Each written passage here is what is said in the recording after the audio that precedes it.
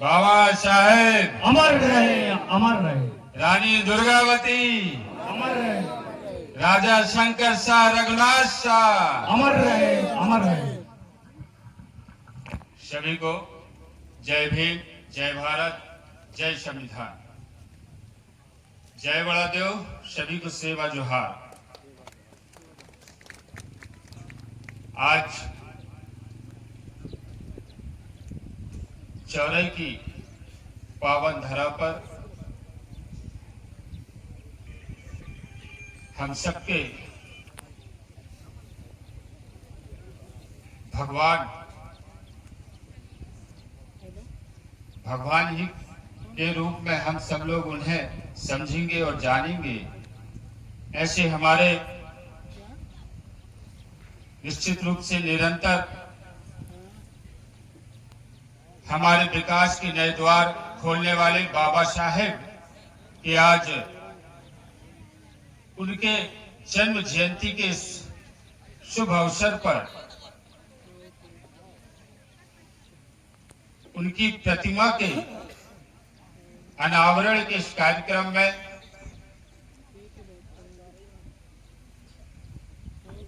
विशेष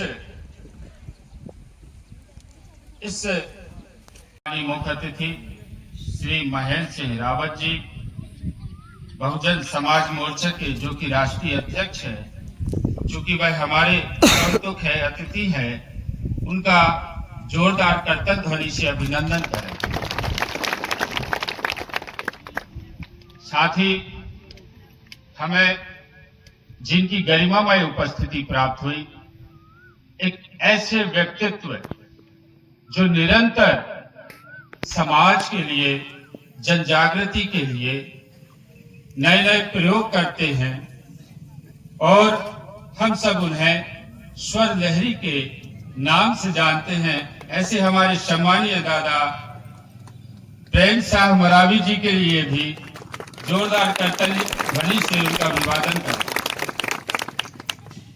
अजाक्स संघ के हमारे सम्मानीय संभागीय अध्यक्ष हमारे भाई श्री राजेंद्र सिंह टेकाम जी, आदरणीय श्री मान सिंह झारिया जी, आदरणीय डॉक्टर श्री अजीत सिंह मार्गो जी,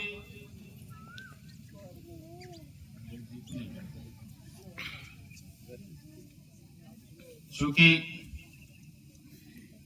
सूची बहुत लंबी है, लेकिन मैं समग्र रूप से हमारे जो आगंतुक हैं और सम्मानीय मंच, हमारे सभी वरिष्ठ जन और विशेष रूप से आज जिनके मार्गदर्शन में ये संपूर्ण कार्यक्रम सफलता को प्राप्त हो रहा है, ऐसे मैं सभी सम्मानीय जनों का इस मंच के माध्यम से बहुत बहुत आभार व्यक्त करता हूँ। साथ ही इस क्षेत्र के सभी हमारे बंधुवर्ग और बहुत अधिक संख्या में बैठी हमारी मातृशक्तियां, आप सबको मेरा सादर प्रणाम। निश्चित रूप से अभी हमने आदरणीय वरकड़े जी को सुना। उन्होंने अपनी सारगर्भित वाणी में संपूर्ण सारांश हम लोगों को समझाया और वास्तव में हम सब सुनते आ रहे हैं।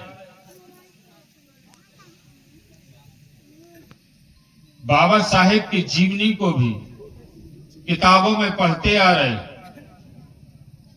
लेकिन आज मैं एक छोटा सा आग्रह करूंगा। हम सब ने बेशक सुना है, लेकिन आज कुछ क्षणों के लिए बाबा साहेब ने किन परिस्थितियों में समाज की चिंता की, तत्कालीन समय कितना संघर्षपूर्ण रहा, कितनी विषमताएं थी, कितनी कठिनाइयां थी, लेकिन इन सब के बावजूद बाबा साहेब ने समाज की चिंता की, उनके उद्धार की चिंता की। जरा उन कठिनाइयों को आप आज तनिक क्षण मात्र ही सही, लेकिन अनुभव करने का प्रयास करना। मैं ज्यादा बड़ी बड़ी बातें नहीं करूंगा, लेकिन यहाँ पे हमारे ऐसे बहुत से वरिष्ठ जन, सियाने जन बैठे होंगे, वो जरा अपना पुराना समय याद कर ले। कुछ विशेष प्रकार की बातें उन्हें याद आ रही होंगी। आज भी वही समाज है, वही धरती है, वही सब लोग हैं, लेकिन समय बदला है। मैं चूंकि इस मंच से उस बात को नहीं कहना चाहता था, लेकिन याद दिला रहा हूं, कभी किसी समय में हम लोग अछूत हुआ करते थे। अछूतों का जीवन पशुवत हुआ करता था। आप जरा विचार करें, एक मानव दूसरे मानव से ऐसी घृणा की दृष्टि से देखे तो ऐसी अमानवीय घटना का क्या उल्लेख करना उचित है? अगर आज हम इस समानता की दृष्टि से आज के इस विशेष कार्यक्रम पर बैठे हैं, तो निश्चित रूप से कहीं ना कहीं बाबा साहेब जी का ये आशीर्वाद है, इस संविधान का इस संरक्षण है। आज यदि इस मंच से स्वतंत्रता पूर्वक आप सब लोगों से यदि मैं संवाद कर पा रहा हूं, एक विधायक बन के, तो निश्चित रूप से इसमें बाबा साहेब का ही आशीर्वाद है।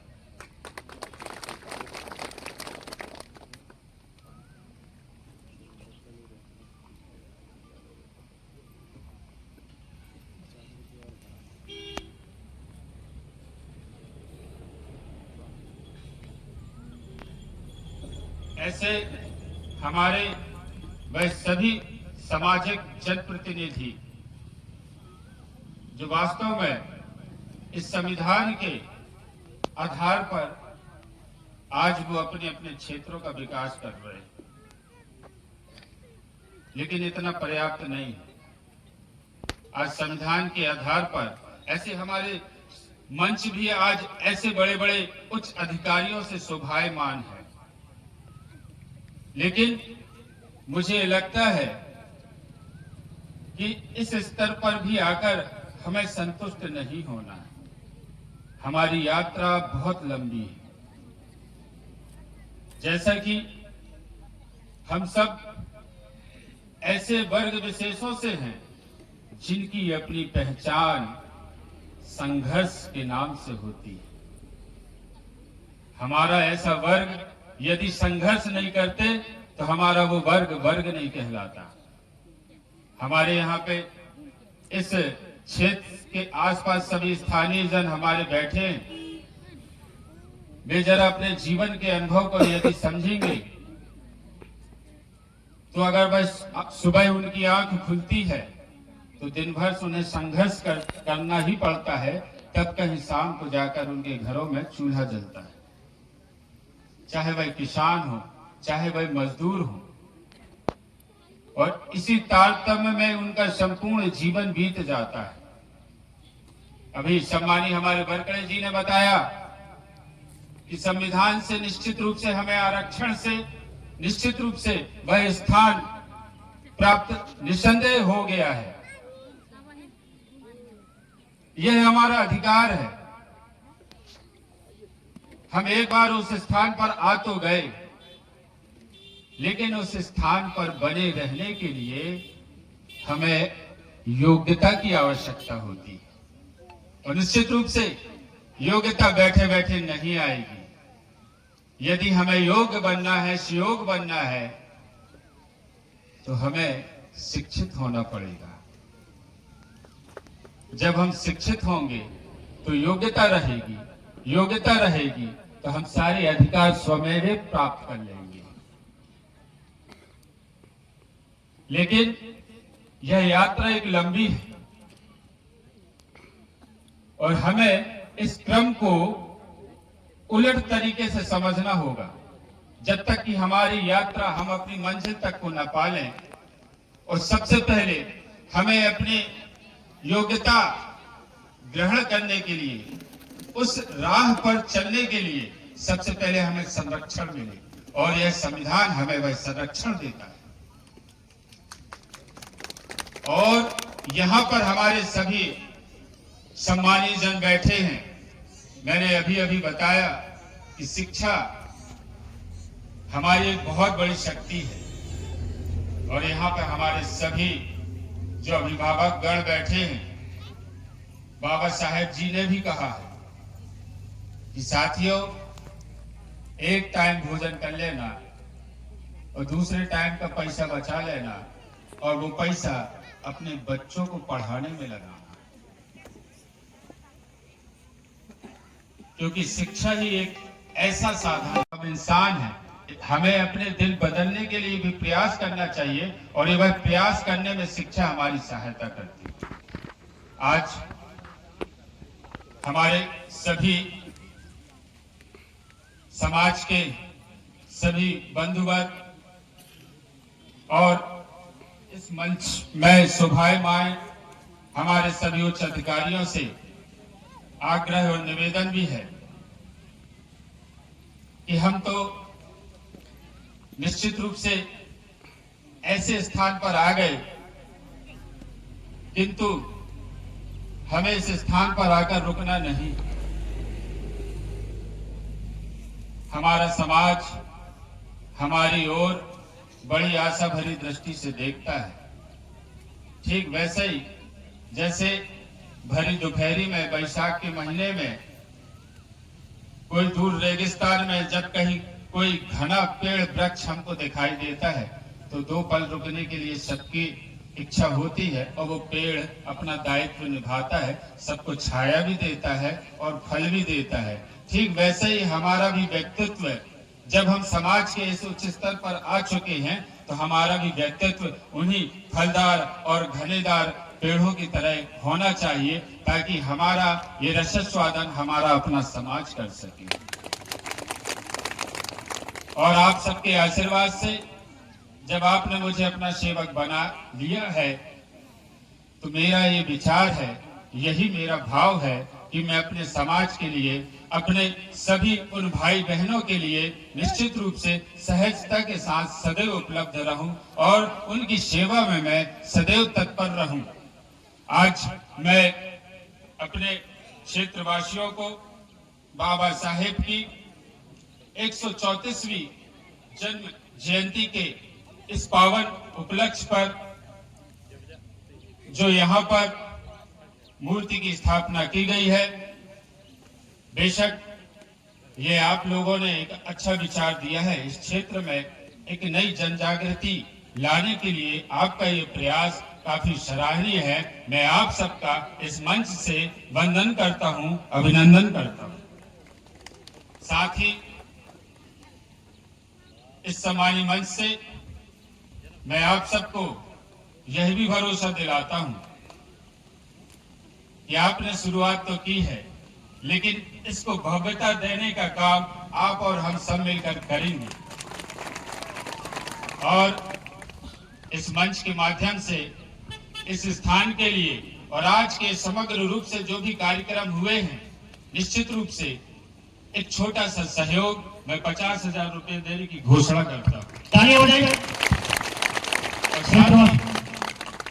अभी ये एक प्रतिमा विराजित है, लेकिन अभी हमें हमारी गोंडवाना की दुर्गा, महारानी दुर्गावती जी की भी प्रतिमा स्थापित करनी है।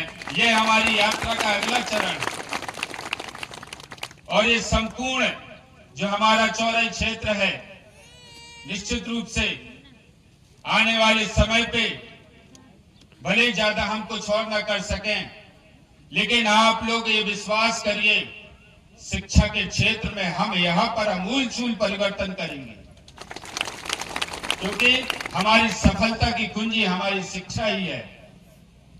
साथियों, बोलना बहुत कुछ चाहता था अब, लेकिन मैं तो घर का हूं, लेकिन हमारे सम्मानीय अतिथि लोग भी आए हुए हैं। मैं चाहूंगा कि हम सब उनको भी सुने। अब चूंकि कार्यक्रम और भी है, समय की बाध्यता है, तो मैं आज अपनी वाणी को यहीं विराम दूंगा। बोलिए भारत माता की जय भीम। हम